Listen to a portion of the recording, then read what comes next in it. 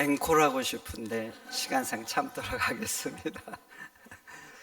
옆에 분 인사합니다. 아름다우십니다. 한 번 더 할게요. 갈수록 예뻐지십니다. 갈수록 예뻐지고 계시는 거 맞죠? 역대상 1장부터 9장까지는 수많은 이름들이 나옵니다. 계속된 이름들. 한 장만 나오도 힘든데 무려 9장까지. 그러면서 누구의 아들이고 낳고 이름들도 굉장히 낯설죠. 아나빔, 바둘루심, 가슬루힘. 참 발음하기도 힘든 이름들. 읽다 보면 내가 왜 이것을 읽어야 되는가? 왜 읽어야 돼요 도대체? 왜 읽어야 되는 거예요? 그래서 성경을 일독하겠다 이런 사람들만 기필코 어쩔 수 없이 읽지를 않죠. 그렇게 지루한 이름들이 계속 나오죠. 그리고 이름들을 불러가면서 다 지나갑니다. 다 지나가. 아브람도 지나가고 그 유명한 다윗도 지나가고 요셉도 지나가고 위대한 업적을 남겼던 솔로몬도 단 3글자 언급하고 지나갑니다. 그런데 말이죠, 4장 9절에서 지나가지 않고 딱 멈춰요. 야베스 앞에서 멈춰서 말합니다. 야베스는 형제들보다 귀중하다고. 그리고 부연 설명을 2절이나 하는 거예요. 참 신기하죠. 그 유명한 사람들 다 지나가는데 야베스는 지나가지 않는 거예요.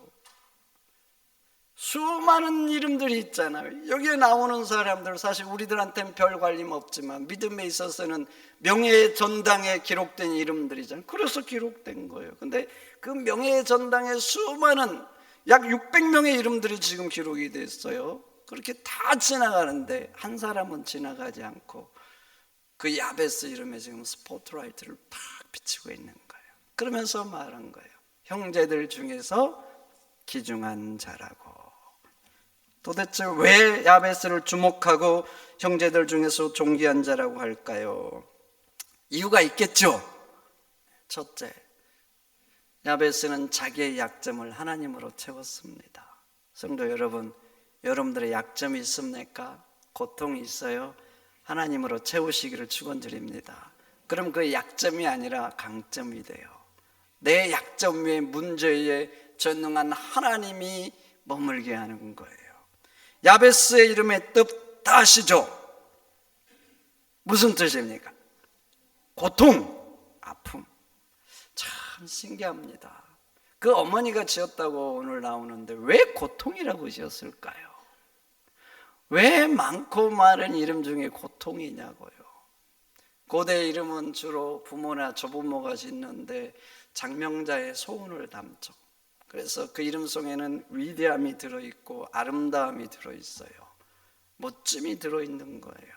지금도 그렇죠. 여러분들 이름 그냥 부르지만 뜻풀이해 보세요. 다 멋있는 이름이고 아름다운 이름 아닙니까? 그래서 사람이 이름값만 해도 멋진 삶이 되는 거예요. 그런데 말이죠, 그 어머니가 아들을 낳고 고통이라고 지은 거예요. 도대체 왜 그랬을까요? 여기에서 한 가지 알 수 있는 게 있어요. 야베스는 태어날 때부터 인생에 큰 문제를 안고 태어난 거예요.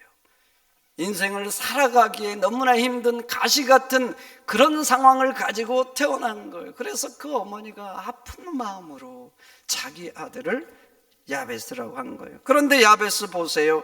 이름값을 못하고 살아갑니다. 이름은 고통이잖아요. 고통. 그런데 말이죠, 형제들에게 축복이 되고 이웃들에게 은혜가 된 거예요. 그래서 형제들 중에서 없어서는 안 되는 존귀한 자가 된 것입니다. 그러니까 야베스는 그 인생을 바꾼 거예요. 고통에서 축복으로.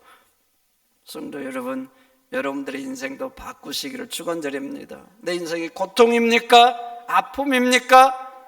하나님께 부르짖으면 바꿔주실 줄 믿습니다.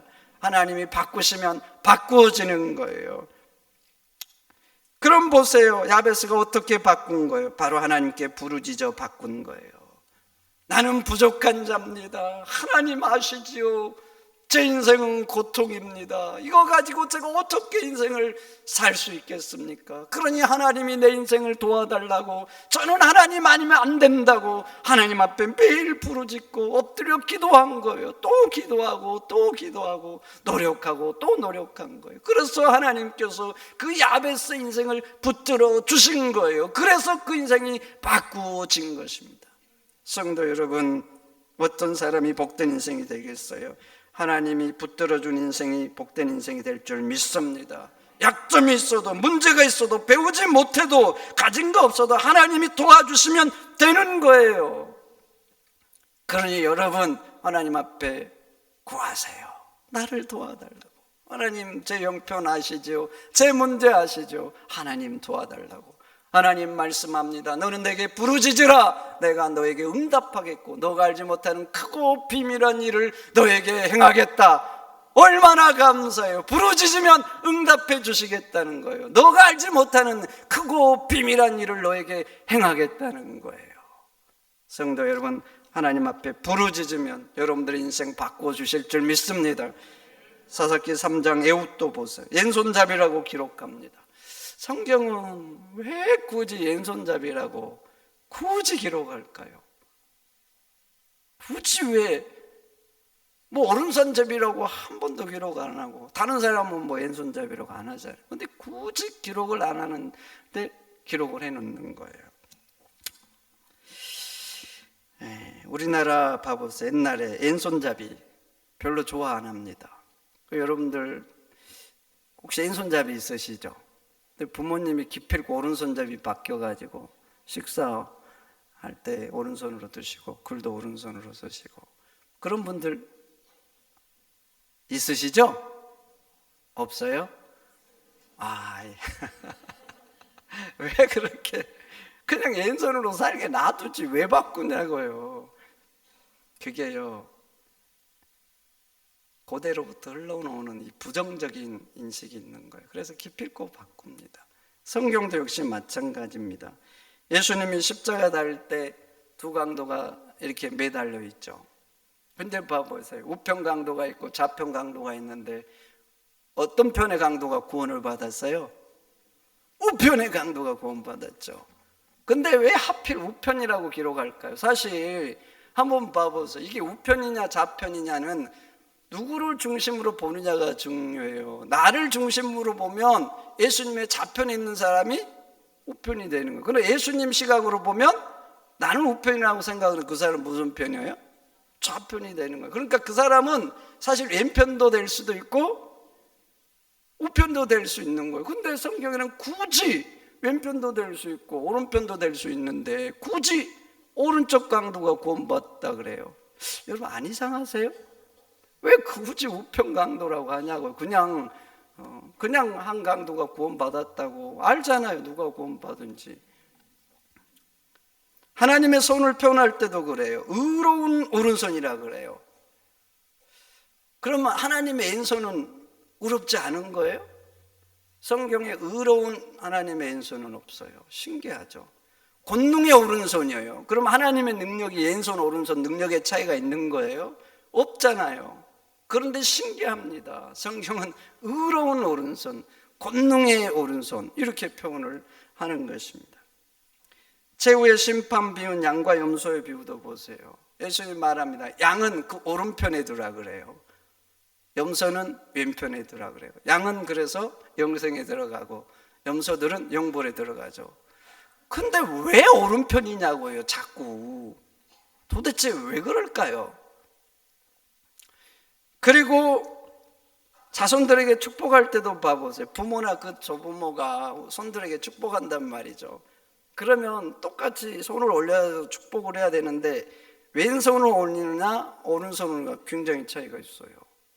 야곱이 봐보세요. 야곱이 요셉의 자녀 므낫세 에브라임을 축복하려고 그러죠. 죽으면서.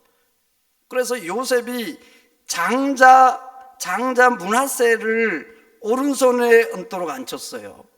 장자니까 오른손이. 근데 야곱이 손을 엇갈려 올리는 거예요.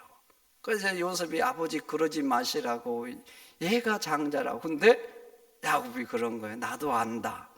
그런데 기어코 손을 엇갈려서 오른손을 차자에게 올리는 거예요.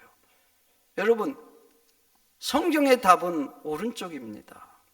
왼쪽은 별로 좋은 게 아니에요. 그런데 좋지도 않은 왼손잡이라고 굳이 왜 기록을 하냐고요.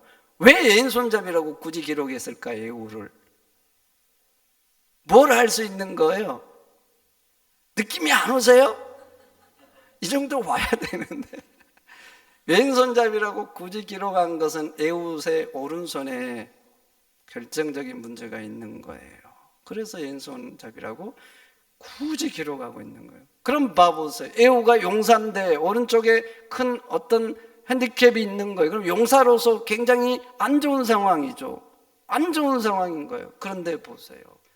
에우는 그 왼손으로 이스라엘을 구원하는 사사가 된 거예요. 수많은 정상적인 사람들이 있어요. 오른손잡이도 있는 거예요. 양속에 문제가 없는 사람들이 있는 거예요. 그런데 하나님은 왼손잡이 에우를 통해서 이스라엘을 구원한 거예요. 도대체 왜 그럴 수 있을까요? 하나님이 역사하시니까 그렇게 된 것입니다. 성도 여러분, 우리의 약점이 하나님 앞에 약점이 되겠어요? 내 문제가 하나님 앞에 문제가 되겠냐고요? 하나님이 하시면 되는 것입니다. 내가 꼭 많이 배워야 사용받는다고요? 그렇지 않습니다. 그러면 예수님의 제자 베드로, 야고보, 요한 봐보세요. 누구 하나 그 당시에 제대로 배운 사람이 누가 있어요? 그러면 그 당시에 배움 없는 사람들만 있는 거예요? 아니에요. 기고 나는 사람들 많았어요. 유학도 가고 요즘처럼 똑똑하고 이런 사람들 많은 거예요. 가문 좋은 사람도 많고. 근데 예수님은 말이죠, 그런 사람들 다 제키고 하필이면 베드로 같은 사람들을 택한 거예요. 나이가 많다고요? 그럼 하나님이 역사 못하는 거예요. 그러면 봐보세요. 아브라함을 왜 70대 중반에 부르시고 모세는 80에 부르시냐고요?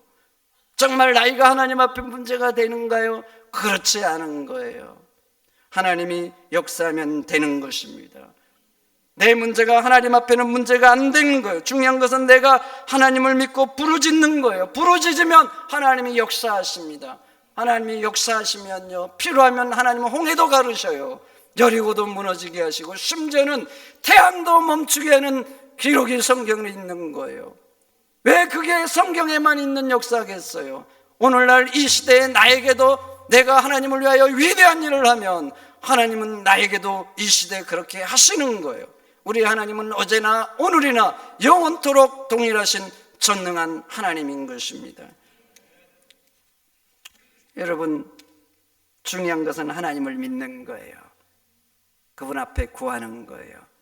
여러분, 내 인생의 문제 가운데 하나님이 역사해 달라고, 내 고통 가운데 역사해 달라고 부르짖으세요. 부르짖으면 하나님이 역사하실 거예요. 역사하면 고통의 인생이었던 야베스의 인생이 존귀한 인생, 형제들 중에 귀중한 인생이 된 것처럼 우리의 인생도 그렇게 될 거예요.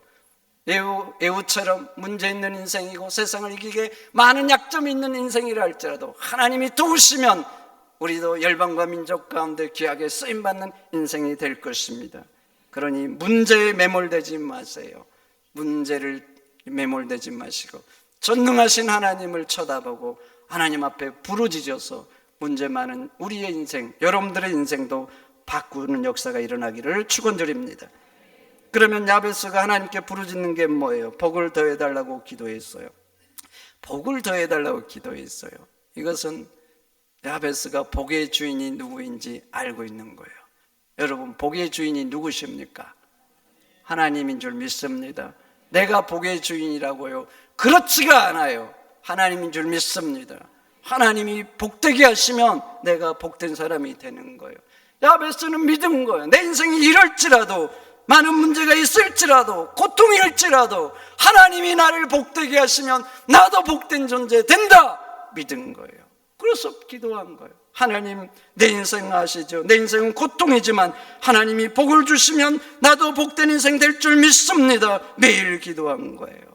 우리 인생이 복받는 방법은 성경에 두 가지예요. 첫째는요, 하나님 말씀 안에서 노력하는 거예요. 성도의 다른 점은 말씀 안에서 노력한 거예요. 여러분 말씀 붙들고 그 안에서 땀을 흘리세요. 하나님이 반드시 복 주십니다. 말씀 붙들고 순종하면서 그 안에서 노력하세요. 그 안에서 하나님이 반드시 승리케 하시는 거예요. 두 번째는 기도할 때 하나님이 복을 주십니다. 하나님은요 우리에게 좋은 것 주고 싶어 하세요. 좋은 것 주고 싶어 하세요. 마태복음 6장 보세요. 부모가 생선을 달라 하면 뱀을 줄 부모가 어디 있고 떡을 달라는데 돌을 줄 부모가 어디 있느냐. 하물며 하늘에 계신 너희 아버지일까 보냐. 그러면서 말합니다. 구하는 자들에게 좋은 곳으로 주신다고. 하나님은 좋은 곳으로 주고 싶어 하십니다. 좋은 걸 주고 싶어 한다니까요. 야고보서 4장도 말합니다. 너희가 얻지 못하는 것은 구하지 않기 때문이고 구하여도 얻지 못하는 것은 정욕으로 쓰려고 잘못 구하기 때문이라고 그래요. 제대로만 구하면 하나님은 주시는 거예요. 하나님은 예수님도 말씀하죠. 구하라 찾으라 문을 두리라. 왜 그렇게 자꾸 구하라 찾으라 문을 두리라 할까요? 주고 싶어서 그러는 거예요. 주지도 않으면서 그러겠어요? 여러분 하나님은 주고 싶은 열망이 가득하신 분이세요. 구할 때 주실 줄 믿습니다. 믿고 구하세요. 하나님이 주실 거라고. 하나님이 주실 줄 믿습니다. 두 번째, 지경을 넓혀달라고 기도했어요. 이건 한번 봐보세요. 현실에 안주하지 않겠다는 거예요. 야, 내 인생은 문제가 있으니까 난 안 돼, 이러지 않았다는 거예요. 저는 야베스가 기도한 것 중에 이 부분이 최고 마음에 들어요. 인생에 핸디캡이 있잖아요. 세상에서 뭔가 하기에는 인생에 정말 장애가 있잖아요. 그런데 말이죠, 그 상황에 머물지 않고 내 지경을 넓혀달라고 기도한 거예요. 야베스는 하나님이 나와 함께 하시면 할 수 있다는 걸 믿은 거예요. 그러니까 난 안 돼, 난 못해, 내가 지금 이런 상황에 내가 어떻게, 그러지 않은 거예요. 하나님이 내게 능력 주시면 나도 할 수 있다, 나도 할 수 있다, 이런 믿음이 있기 때문에 그런 상황에서도 내 지경을 넓혀달라고 기도하는 것입니다. 성도 여러분, 현실에 안주하지 마세요. 난 이대로 좋아하지 마세요. 꿈을 가지고 도전하세요. 하나님 앞에 기도해야 하세요. 내 지경을 넓혀달라고 기도하시면 하나님이 넓혀주실 줄 믿습니다. 현대 선교의 아버지라 했던 윌리엄 캐리가 했던 말이 있어요. 하나님으로부터 위대한 일을 기대하라. 그리고 하나님을 위하여 위대한 일을 시도하라. 저는 이 말을 참 좋아해요.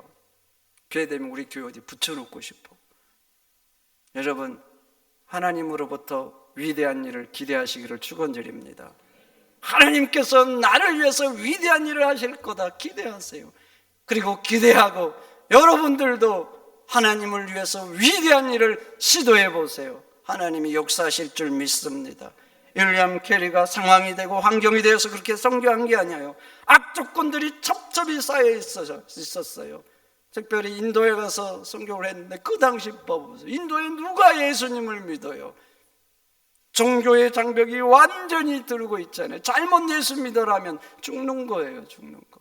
문화의 장벽, 언어의 장벽. 인도가 언어가 또 얼마나 다양해요. 수없는 언어들,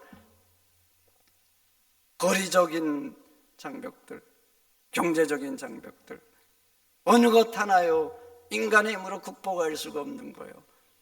그런데 윌리엄 캐리는요, 하나님이 위대한 일을 하실 거라고 기도했어요. 기대를 한 거예요. 그리고 하나님을 위해서 위대한 일을 시도한 거예요.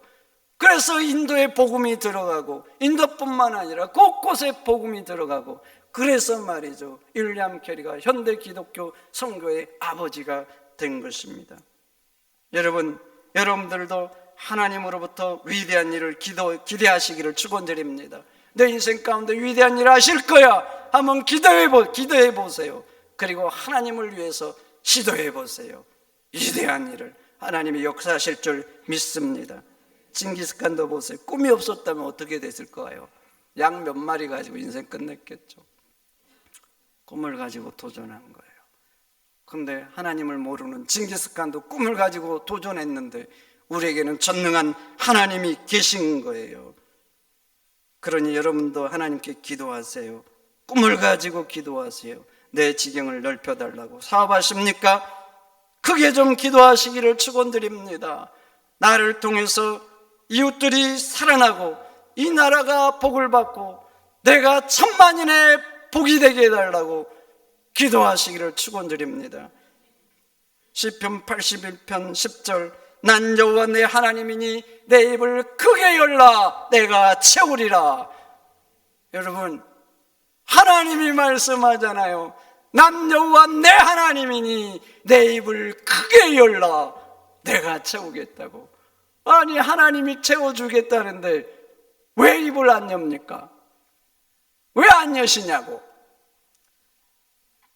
새끼 새들도요, 어미새가 날아오면 입을 얼마나 쫙쫙 그냥 뻗어먹으려고 그러냐고요. 쫙쫙 그냥.